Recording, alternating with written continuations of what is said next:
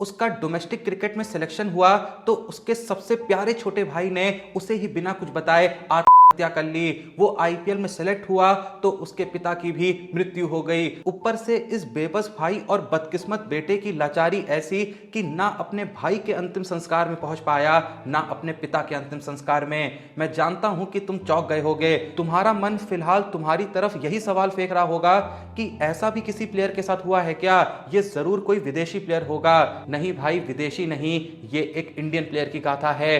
फर्क बस यहां पर इतना सा है कि ये किसी महान या सफल क्रिकेटर की कहानी नहीं है। यही कारण है कि ये कहानी काफी अनसुनी सी लग रही। अगर ऐसी ही कहानी किसी सक्सेसफुल क्रिकेटर की होती तो अब तक कई किताबें भी लोगों ने उसकी जीवनी पे छाप दी होती और उस पे एक आध मूवी भी बन गई होती। लेकिन क्या करें, हमारे देश में लोगों के मन में एक अजीब सी धारणा है कि सीखा सिर्फ और सिर्फ एक कामयाब इंसान से जा सकता है, जबकि अटल एवं परम सत्य यह है कि कई बार नाकामयाब लोगों की कहानियां भी आपको जीवन की वो सीख दे सकती हैं जो कभी एक कामयाब इंसान के जीवन से मिल ही नहीं सकती। किसी महान इंसान ने कहा है कि जो हार सिखा सकती है वो जीत से सीखने को नहीं मिलता। तो मैं भी तो यही कह रहा हूं ना, जो हारे हुए इंसान से सीखने को मिल सकता है वो जीते हुए इंसान से सीखने को मिल ही नहीं सकता। 12th फेल मूवी तो तुमने देखी होगी। अब 12th फेल मूवी में लोगों ने मनोज कुमार शर्मा की कहानी से तो प्रेरणा ले ली, लेकिन जीवन का असल चैप्टर तो गौरी भैया पढ़ा रहे थे। फर्क फिर से बस वही था कि मनोज कुमार शर्मा सफल थे तो उन्हें इंस्पिरेशन मान लिया गया, और गौरी भैया कुछ बहुत बड़ा उखाड़ नहीं पाए थे तो उन्हें एक बहुत बड़ा जीरो, एक बहुत बड़ा फेलियर मान लिया गया। खैर, अपने आज के असल मुद्दे पर पहुंचने से पहले मैंने आपको इतना ज्ञान क्यों दिया, वो इसलिए क्योंकि आज की वीडियो में हम जिस भारतीय प्लेयर के जीवन के एक अनकहे और अनसुने पहलू को आपके साथ साझा करने वाले हैं, वो प्लेयर भी क्रिकेट के गलियारों में फिलहाल एक फेल्ड क्रिकेटर का टैग लिए तो जरूर घूम रहा है, लेकिन उसकी इस दास्तां में इंस्पिरेशन का जो लेवल है वो किसी और महान प्लेयर की दास्तां से कम नहीं है। ऐसा भी क्या हुआ था उसके साथ, वीडियो को एंड तक देखिएगा क्योंकि इसके पीछे भी एक कहानी है। सभी को जय हिंद, मैं हूं जोशी और आप देख रहे हैं क्रिक स्टोरीज विद जोशी की 7वीं स्टोरी। आज की ये कहानी है भारत के लिए अब तक मात्र एक ओडीआई और 2 टी20 मैच खेलने वाले चेतन साकरिया की। भारतीय क्रिकेट के इतिहास में कई ऐसे खिलाड़ी हुए हैं जिन्होंने अपनी मेहनत और संघर्ष के बल पर सफलता की नई ऊंचाइयां छुई, लेकिन कुछ कहानियां ऐसी होती हैं जो सिर्फ क्रिकेट तक सीमित नहीं रहती बल्कि दिलों को झकझोर के रख देती हैं। चेतन साकरिया की कहानी भी कुछ ऐसी ही है।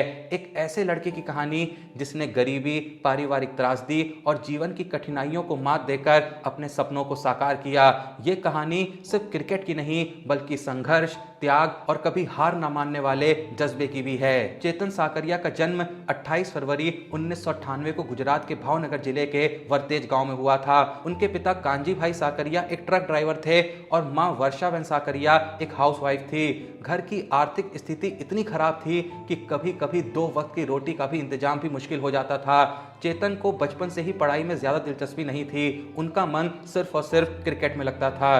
क्या हुआ, अपना बचपन याद आ गया ना। लेकिन क्रिकेट खेलना भी कोई आसान काम थोड़ी था, क्योंकि उनके पास ना तो खुद का बैट था और ना ही खेलने के लिए जूते। पर साला क्रिकेट चीज ही ऐसी है कि इंसान जब इसके लिए पागल होता है ना तो फिर वो दिमाग से नहीं बस दिल से सोचता है। वे दोस्तों से खेलने के लिए बैट उधार ले लेते थे और कई बार नंगे पैर ही मैदान में खेलने चले जाते थे। उनके परिवार को लगता था कि क्रिकेट से कुछ हासिल नहीं होगा, लेकिन चेतन ने कभी हार नहीं मानी। उनकी किस्मत तब बदली जब उनके मामा ने उनकी प्रतिभा को पहचाना और उन्हें क्रिकेट एकेडमी में भर्ती कराया। देखो, क्रिकेट ना एक महंगा खेल है, खासकर अगर आप क्रिकेट को प्रोफेशनल लेवल पे पहुंचने की आकांक्षा से खेल रहे हैं। चेतन के पास इतने पैसे नहीं थे कि वे खुद के लिए क्रिकेट किट खरीद सकें। उनके पास तो बस का किराया तक नहीं होता था, इसलिए वो 15 किलोमीटर पैदल चलकर प्रैक्टिस के लिए जाया करते थे। पैरों में स्पोर्ट्स शूज तो क्या ही होते, वो चप्पलों में ही सीजन बॉल से खेलने चले जाया करते थे। कई बार उनकी चप्पलें फट जाती थी, लेकिन वे बिना किसी शिकायत के मैदान में गेंदबाजी करते रहते थे। शायद इसे ही खेल के प्रति जुनून कहते हैं। इन संघर्षों का इनाम पहली बार चेतन साकरिया को तब मिला जब गुजरात के घरेलू क्रिकेट में धीरे धीरे उन्होंने अपनी पहचान बनानी शुरू की। उन्होंने सौराष्ट्र क्रिकेट टीम से खेलना शुरू किया और अपनी घातक गेंदबाजी से सबका ध्यान खींचा। उनकी मेहनत रंग लाई और 2018-19 के रणजी रणजी ट्रॉफी सीजन में उन्होंने पहली बार डेब्यू किया। इसके बाद उन्होंने सैयद मुश्ताक अली ट्रॉफी में और विजय हजारे ट्रॉफी में भी शानदार प्रदर्शन किया। पहली बार चेतन के जीवन में कुछ अच्छा हो ही रहा था, तभी तकदीर ने उनके साथ ऐसा भयानक खेल खेला मानो एक पल में ही उनकी खुशियों को जमीन पे ला पटका। चेतन के इस सफर में जिस इंसान ने उन पे आंख बंद करके सबसे ज्यादा भरोसा दिखाया था वो था उनका छोटा भाई राहुल। चेतन के स्ट्रगल्स के दिनों में उनके खाने पीने का, उनके रेंट का, हर इंतजाम का खर्चा उनका छोटा भाई राहुल ही देखता था। इवन पूरे परिवार का इकलौता रोजी रोटी कमाने वाला इंसान भी राहुल ही था। अक्सर लोगों की कहानियों में बड़े भाई छोटे भाइयों के लिए कुर्बानियां देते हुए नजर आते हैं, लेकिन चेतन की इस कहानी में उनके छोटे भाई ने सपना देखा था कि मेरा बड़ा भाई एक दिन जरूर बड़ा बॉलर बनेगा। यह सपना पूरा होने के करीब भी था। 2021 के आईपीएल सीजन से पहले होने वाले ऑक्शन में चेतन साकरिया डोमेस्टिक क्रिकेट में दी गई शानदार परफॉर्मेंस के कारण इस बात को लेकर कुछ ज्यादा ही निश्चिंत थे कि इस बार के ऑक्शन में वो जरूर बिकेंगे और ऑक्शन में मिलने वाली धनराशि से वो अपने घर वालों की आर्थिक स्थिति को भी बेहतर करेंगे। लेकिन मेगा ऑक्शन से जस्ट कुछ ही दिन पहले चेतन के छोटे भाई या फिर कहें चेतन के सबसे बड़े सपोर्टर राहुल ने डिप्रेशन के कारण आत्महत्या कर ली। एग्जैक्ट यहाँ पे रीजन क्या था करने का ये कोई नहीं जानता है। कभी इस बारे में पब्लिकली चेतन साकरिया के परिवार में से किसी ने जिक्र भी नहीं करा, लेकिन फिलहाल यहाँ पे बस ये समझने की जरूरत है कि शब्दों में आप बयां भी नहीं कर सकते हैं कि उस वक्त चेतन साकरिया को कितना जोरों का झटका लगा होगा। लेकिन भाई झटका तो तब लगता ना जब उन्हें उनके भाई की मौत के बारे में बताया जाता। क्यों चौंक गए ना? यही सोच रहे होंगे कि क्यों चेतन को उसके घर वालों ने उसे इस घटना के बारे में बताया तक नहीं। ये जानने के लिए थोड़ा सा रुकना पड़ेगा। फिलहाल ये जानना जरूरी है कि चेतन को पता था कि क्रिकेटर बनने का सपना सिर्फ उसका नहीं बल्कि उसके भाई का भी था। ऐसे में चेतन ने एक इंटरव्यू में बताया कि उनके भाई ने हमेशा उनके क्रिकेटर बनने का सपना देखा था, इसलिए उन्होंने खुद को संभाला और ये तय किया कि अब वे अपने साथ साथ अपने भाई के सपनों को भी पूरा करेंगे।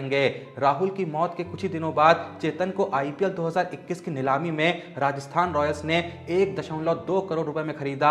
ये उनके जीवन का सबसे बड़ा मौका था।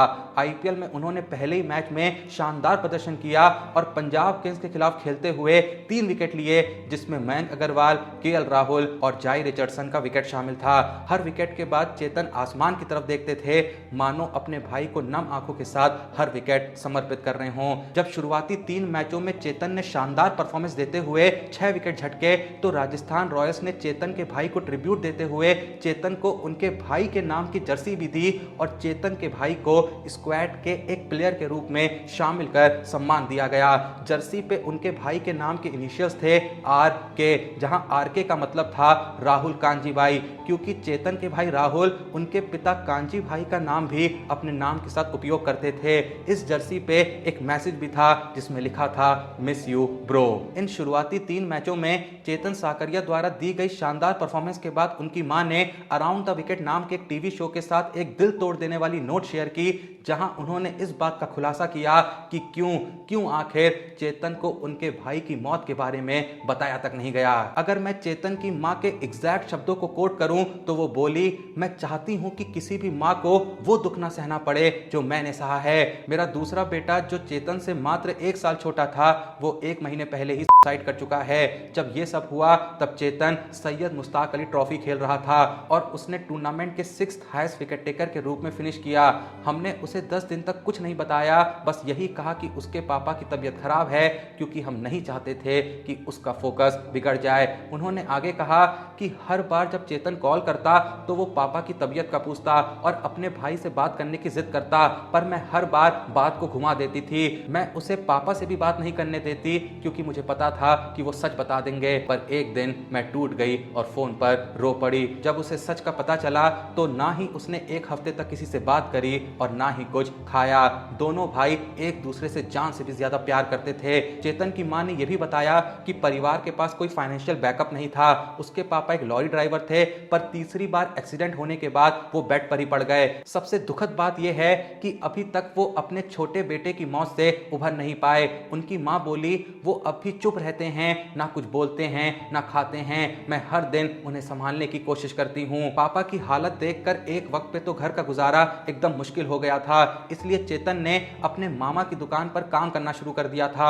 उसकी मां ने यह भी बताया कि सिर्फ 5 साल पहले तक उनके घर में टीवी तक नहीं था और बाहर जाकर लोगों से ही पता चलता था कि चेतन क्रिकेट खेल रहा है। चेतन का छोटा भाई ही घर का अकेला कमाने वाला था, पर जब उसने अपनी जान ले ली तो पूरा परिवार बिखर सा गया। तभी चेतन के आईपीएल कॉन्ट्रैक्ट ने उनको कुछ उम्मीदें दी। उसकी मां बोली, चेतन का सबसे बड़ा सपना है कि राजकोट में वो एक घर ले। खैर, अगर अब तुम्हें ऐसा लग रहा है कि चेतन साकरिया को 1.2 करोड़ का कॉन्ट्रैक्ट मिलने से इस कहानी का एक हैप्पी दी एंड हो गया, तो ऐसा बिल्कुल नहीं है। क्योंकि इसी आईपीएल सीजन के दौरान ही चेतन को एक और बड़ा झटका तब लगा जब उसी साल 2021 में मई के महीने में उनके पिता कांजी भाई का कोविड-19 के कारण निधन हो गया।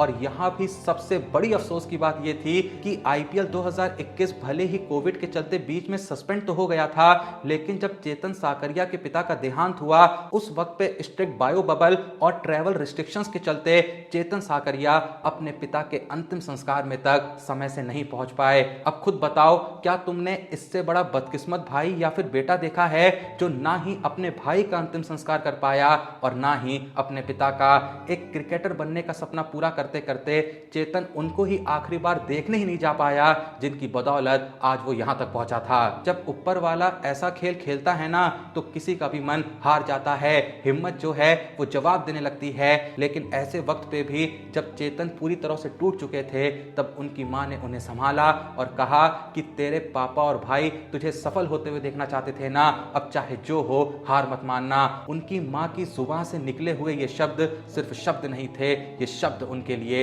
एक नया संकल्प बन गए। आईपीएल में बेहतरीन परफॉर्मेंस देने के बाद चेतन को 23 जुलाई 2021 को श्रीलंका के खिलाफ अपना पहला इंटरनेशनल मैच खेलने का मौका मिला और ये उनके जीवन का सबसे प्राउड मोमेंट था। जब चेतन साकरिया ने पहली बार इंडिया की जर्सी पहनी तो उनकी आंखों में आंसुओं के सिवा कुछ नहीं था। मानो वो इस पल में अपने भाई और पिता को मिस कर रहे थे। उन्होंने अपनी मां को उस वक्त पे फोन भी किया और कहा, मां मैं टीम इंडिया के लिए खेल रहा हूं, राहुल का सपना मैंने पूरा कर दिया मां। मैं बताना चाहूंगा कि आईपीएल 2022 में तो चेतन साकरिया को दिल्ली कैपिटल्स ने 4.2 करोड़ की विशाल रकम पे खरीदा, जिसके बाद फिर कभी चेतन के घर पे आर्थिक तंगी का दौर नहीं आया। चेतन ने भले ही इंडिया के लिए आज तक एक ओडीआई और 2 टी20 मैचेस ही खेले हैं, लेकिन इस बात से घंटा फर्क नहीं पड़ता क्योंकि जरूरी नहीं कि हर कहानी एक सफल और महान प्लेयर की हो। और चेतन ने जो झेला है उसके बावजूद भी चेतन ने अपने करियर में जो कुछ हासिल करा वो आज भी कई एस्पायरिंग क्रिकेटरों का सपना है। क्रिकेटर छोड़ो, आज चाहे कोई किसी भी क्षेत्र में काम कर रहा हो, हर इंसान जीवन में ये आशा रखता है कि वो चेतन की तरह मुश्किल से लड़ उन्हें पीछे छोड़ अपने सपनों की तरफ अग्रसर हो सके। और सबसे बड़ा सच यहाँ पर यह है कि आज चेतन अपने प्रदेश में लाखों युवाओं के लिए प्रेरणा बन चुके हैं। वो युवा जिन्हें छोटी मोटी मुश्किलों के आने पर ऐसा लगने लगता है कि उनके बस का नहीं है। चेतन साकरिया जिंदगी से हारे तो कई बार, लेकिन उन्होंने कभी भी हार नहीं मानी। और चेतन साकरिया ने अपने इस संघर्षपूर्ण जीवन में सबको ये सबक भी दे दिया कि हार जाने में और हार मान लेने में जमीन आसमान का फर्क होता है।